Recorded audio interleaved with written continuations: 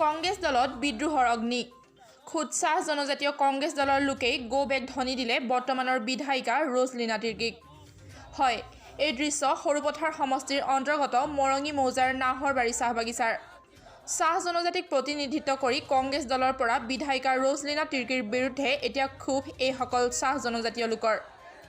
বিগত সময়ছোৱাত চাহ জনজাতীয় লোকসকলৰ বাবে কোনো ধৰণৰ কাম নকৰাৰ অভিযোগ উত্থাপন কৰি এইদৰে ক্ষোভ প্ৰকাশ এইসকল লোকৰ।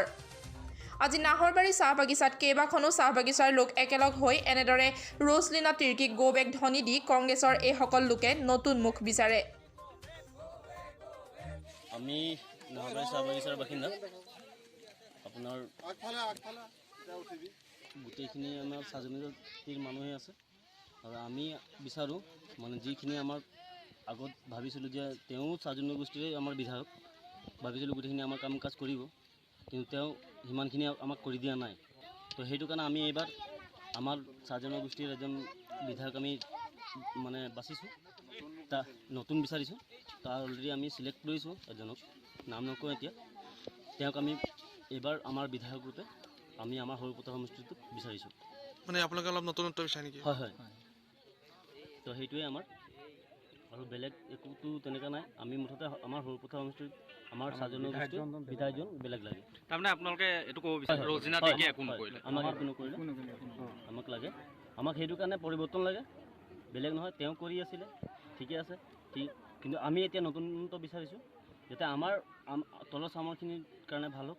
মানে আপোনালোকে এইটো ক'ব বিচাৰিছে নেকি আচলতে যোৱা 15টা বছৰে নাই কৰা কেলৈ কৈছোঁ চাওক, আমাৰ যিটো কৰোণা মহামাৰী ৰোগ আহিছিলে সেই টাইমত তেওঁ ইয়াৰ পৰা মোটামুটি 18 কিলোমিটাৰ হয় আমাৰ বাগানটো।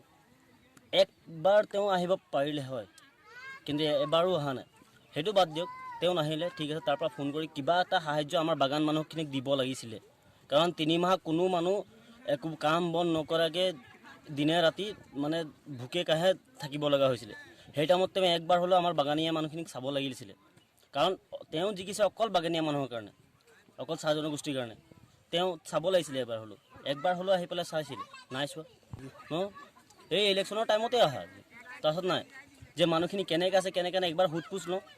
যেনেকৈ আপোনালোকে বিধায়িকাগৰাকীক কেইবাৰ নাই, আমাৰ ইয়াত দেখাই নাই, বিধায়িকা আজিলৈকে অহা নাই। ইলেকশ্যনৰ টাইমতহে আহে, ইলেকশ্যনৰ টাইমতে আহে। আমি অসম চাহ মজদুৰ সংঘৰ পৰা মানে আমাৰ যিমান গোলাঘাট ডিষ্ট্ৰিক্টত আমাৰ মাজত বাগান যিমান আছে চব বাগানৰ পৰা আমি এইবাৰ মানে বিধায়ক মানে নতুনে বিচাৰিছোঁ। মানে আগৰ যি আমাক বিধায়িকা আছিলে প্ৰত্যেক বাগানতে দেখিছোঁ, মানে আজিলৈ কোনো বাগানত যোৱা নাই, মানে অহা নাই, দেখি পোৱাই নাই। মানে প্ৰত্যেক ক্ষেত্ৰতে যিকোনো ক্ষেত্ৰতে আমি যদি কিবা এটা মানে অনুদান বিচাৰিবলৈ গ'লেও মানে আমাৰ মানুহকতো চিনি নাপায়, মানে পৰিয়ালকেন্দ্ৰিক ৰাজনীতি হিচাপে কৰি আছে, মানে গম পাইছে। সেইটো কাৰণে আমি এইবাৰ মানে আমাৰ সৰুপথাৰ সমষ্টিটোত নতুন মানে এজন কোন দলৰ পৰা আপোনালোকে বিচাৰিছে? কংগ্ৰেছ দলৰ পৰাই নতুন প্ৰাৰ্থী এজন দিবৰ কাৰণে আমি অনুৰোধ কৰিছোঁ। মানে আপোনালোকে এতিয়া কি বিচাৰে যে ৰজলিনা তিৰ্কীক আমি মুঠতে এতিয়া বৰ্তমান এজন লাগে, আমাক এতিয়া মানে সৰুপথাৰ সমষ্টিত ৰজলিনা তিৰ্কী নালাগে, মানে নিমাতী কইনা নালাগে আমাক, মানে কাম।